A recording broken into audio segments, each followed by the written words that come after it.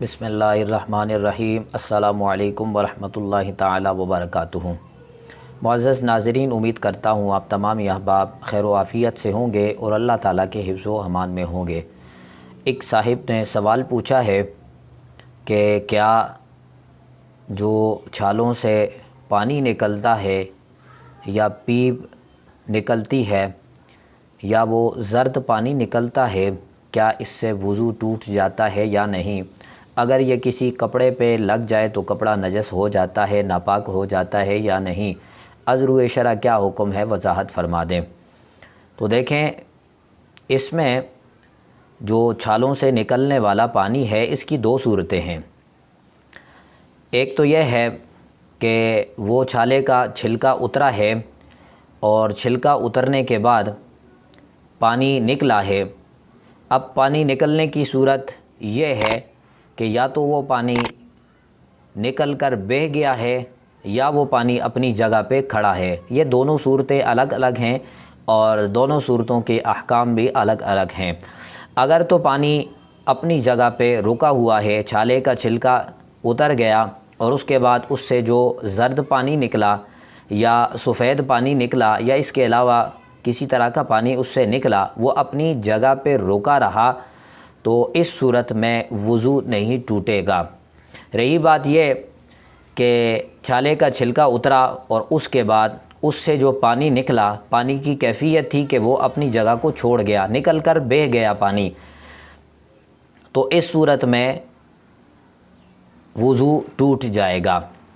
اس لیے کہ چھالوں سے نکلنے والا جو پانی ہوتا ہے وہ زرد ہو سفید ہو، یہ دونوں پانی ناپاک ہوتے ہیں۔ تو ناپاک پانی جب نکل کر نجس چیز جب انسان کے جسم سے نکل کر بہہ جائے تو اس صورت میں وضو ٹوٹ جاتا ہے۔ اس پہ تبصرہ صاحب ہدایہ رحمۃ اللہ تعالیٰ علیہ نے کیا ہے۔ وہ فرماتے ہیں فَإِن قَشَرَتْ نَفْتَةً فَسَالَ مِنْهَا مَاءٌ أَوْ سَدِيدٌ أَوْ غَيْرُهُ، کہ اگر چھالے کا چھلکا الگ ہو گیا اور پھر اس سے پانی بہہ پڑا، بیپ یا اس کے علاوہ، ان سال عن رأس الجرح نقضا، اگر وہ زخم کے سر سے نکلا، یعنی چھلکے کا جو منہ تھا، چھالے کا جو منہ تھا اس سے وہ پانی نکلا اور نکل کر وہ بہہ گیا، تو وہ فرماتے ہیں نقضا، وضو ٹوٹ جائے گا۔ وَإِن لَمْ يَصِلْ لَا يَنقض، وہ فرماتے ہیں کہ اگر وہ پانی اپنی جگہ سے نکلا اور وہ اپنی جگہ کو اس نے چھوڑا نہیں ہے تو اس صورت میں اس کا وضو نہیں ٹوٹے گا۔ تو یہاں دو صورتیں بن گئی۔ ایک صورت یہ ہے کہ چھالوں سے نکلنے والا جو پانی تھا وہ اپنی جگہ پہ رکا رہا، اس صورت میں وضو نہیں ٹوٹے گا۔ اگر چھالوں سے نکلنے والا پانی اپنی جگہ چھوڑ گیا اور وہ بہہ گیا تو اس صورت میں وضو ٹوٹ گیا۔ لیکن اس کی دوسری صورت ہم نے یہ دیکھنی ہے کہ آیا اس طرح کا پانی اگر کپڑوں پہ لگتا ہے تو کپڑے ناپاک ہو جائیں گے یا نہیں؟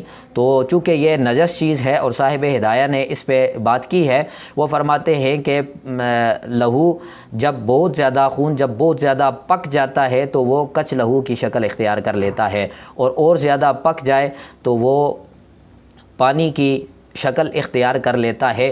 جب انسان کا خون ناپاک ہوگا تو اس صورت میں ظاہر سی بات ہے اس سے بننے والی ہر چیز ناپاک ہوگی۔ اگر یہ کپڑوں کے ساتھ لگ جاتا ہے تو کپڑے ناپاک ہو جائیں گے۔